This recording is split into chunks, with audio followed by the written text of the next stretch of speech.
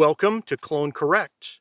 Today we're going to learn about the history and parts evolution so that you can properly clone everyone's favorite, the US Air Force GUU-5P.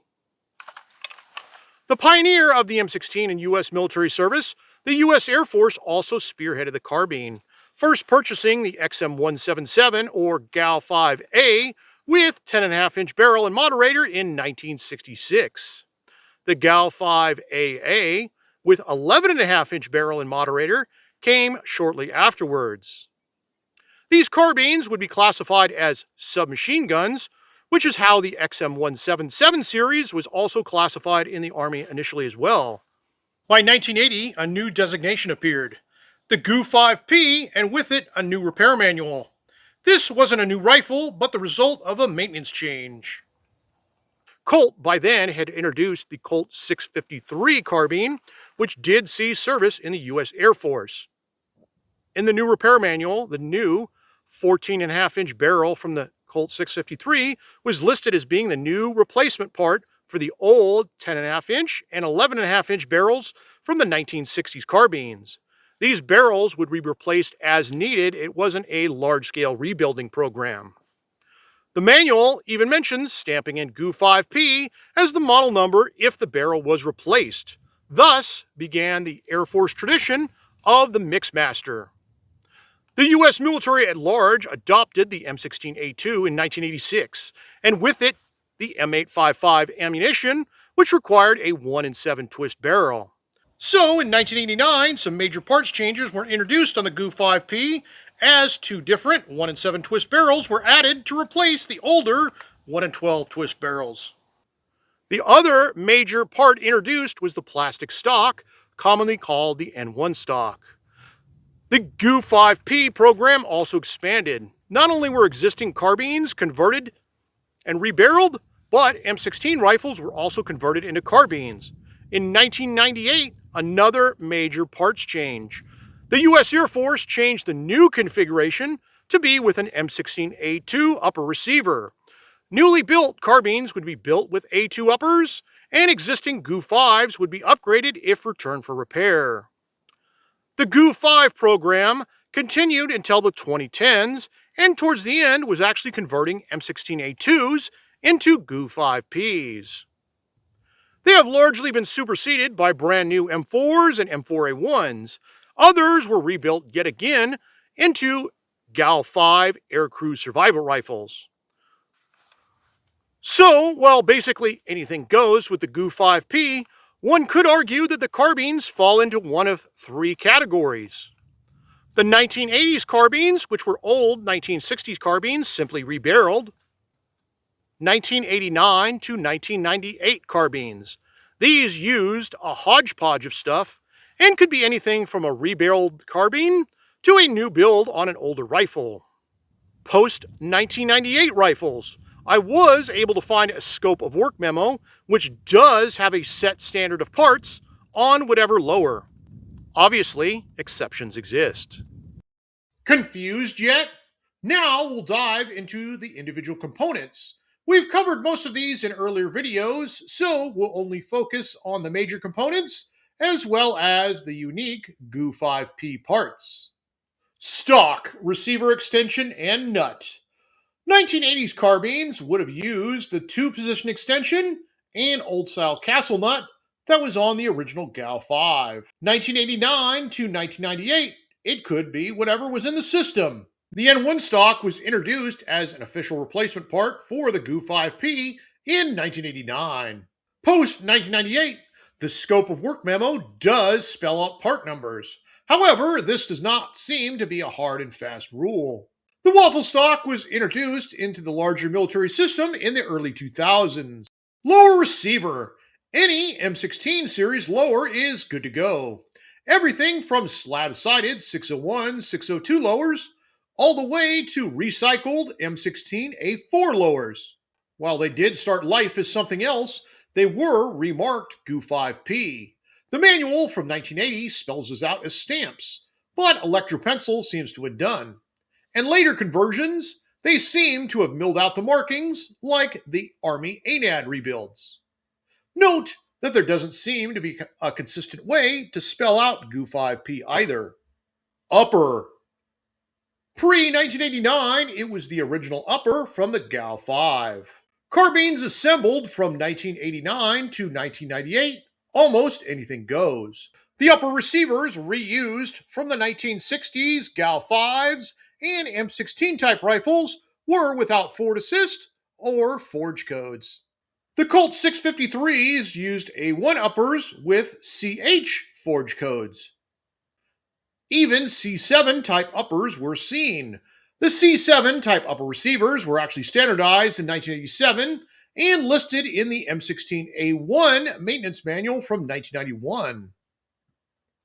Both Colt and the larger Army system were listed as suppliers, which explains why Dixie Tool and Die, or DK marked uppers, and their variations, were the most commonly seen.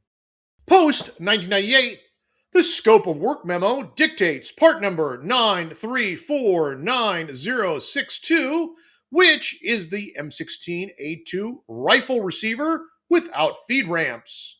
Naturally, as a replacement part, any USGI forge code is correct. Barrel. Pre-1989, only one barrel listed in the manual. The same barrel as the Colt 653. 1989 to 1998. There were two.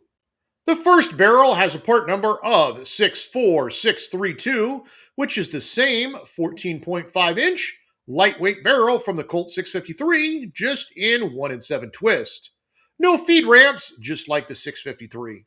The second, part number 64698, is listed as being the M203 compatible barrel, and at first glance would appear to be the same as the 727 or 777 barrel.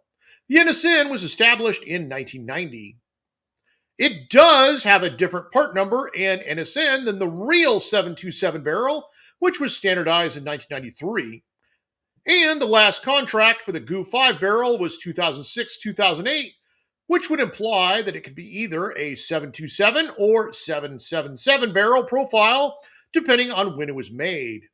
It does not appear to be the same physical barrel as the 727/777 barrel, as the specs for the 727 barrel require an M4 barrel extension, while the barrel extension for the GUU-5 is different and appears to be the older style without ramps. The older M16 and M16A1 series carbines lack feed ramps.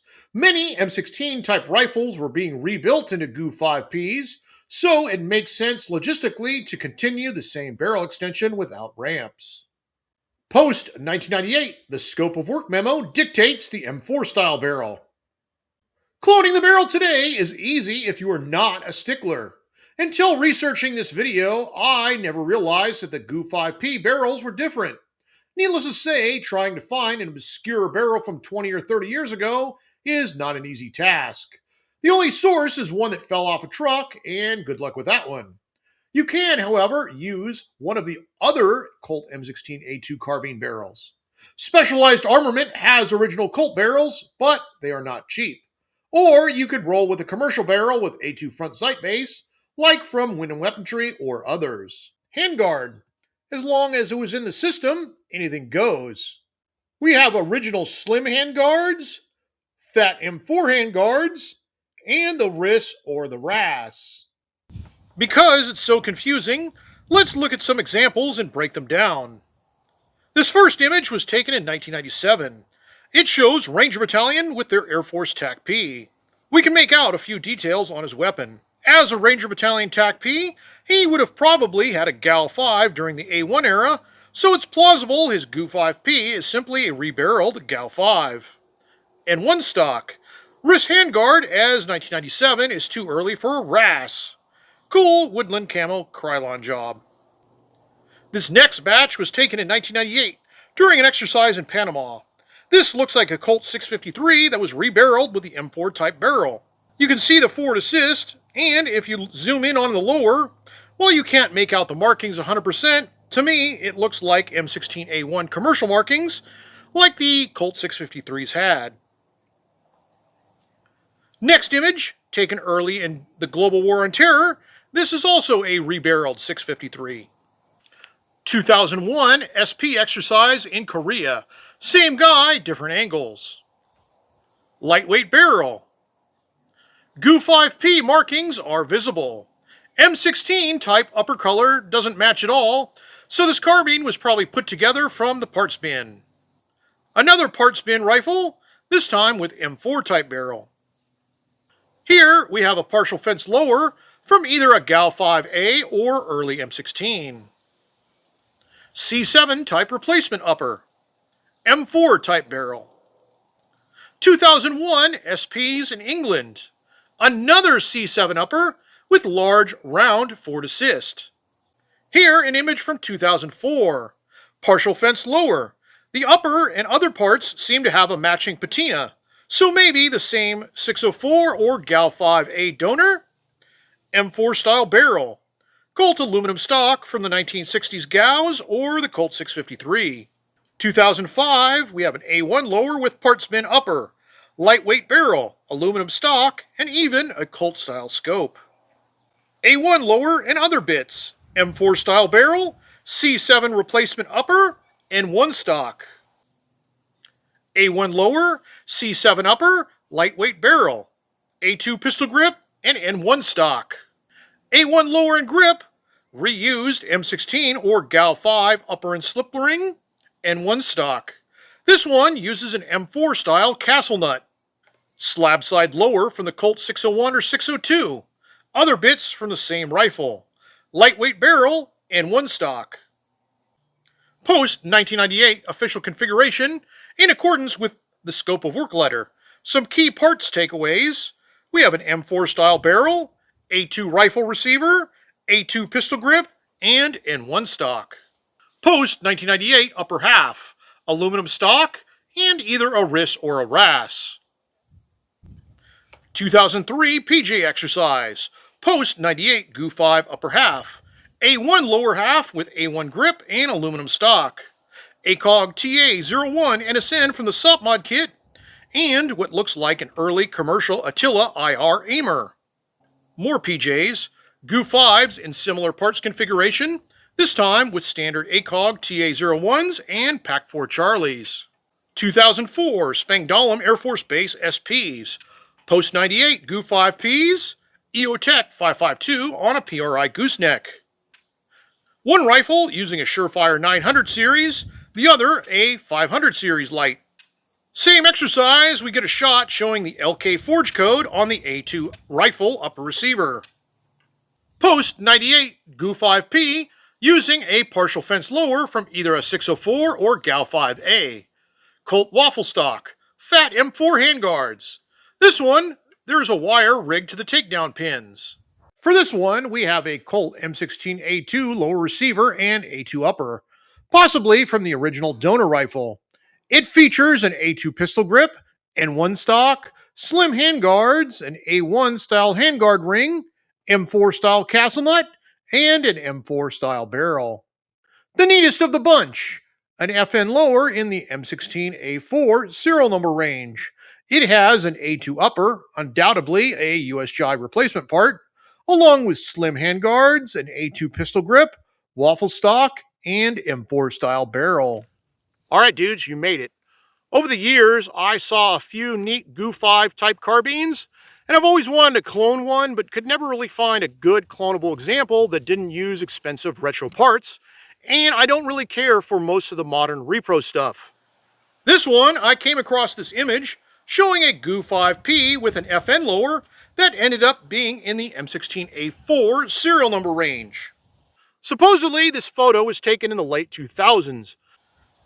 So, I was able to use an FN military collector lower, as they are a good match for the early M16A4 lowers. The receiver extension, plate, nut are all Colt, which is what it would have been in the system at that time. The waffle stock is an early Colt without the disc, also would have been the replacement part in the system at the time. The pistol grip is a generic USGI replacement part from the stash, which is kind of sort of different than the modern grips. The upper receiver is an FN A2 upper receiver, which is a fell off a truck part. The barrel, I had an Wyndham Weaponry M4 barrel in the stash. These use an A2 front sight base, as well as the old 727 profile. It does have feed ramps, while the rifle receiver does not. Normally, the conventional wisdom is that while not ideal, you can mix a rifle receiver with carbine barrel. I guess maybe it'll only go 6,000 rounds without a stoppage versus 7,000 or something. For the handguards, I used whatever was in the stash, which these are Colt Slim handguards. The optic, I went with an Aimpoint Comp M4S, which was in the system at the time as the M16A2, as well as the period-appropriate gooseneck mount. This way of mounting the Aimpoint was commonly done in the A2 era, and to me it seemed like something that an Air Force guy would be able to do if he was forced to deploy with the conventional Army. Alright dudes, if you made it this far, please be sure to like, share, subscribe, and all that crap that I'm supposed to say right now, and then join us next time where we talk about another clone. Till next time, dudes.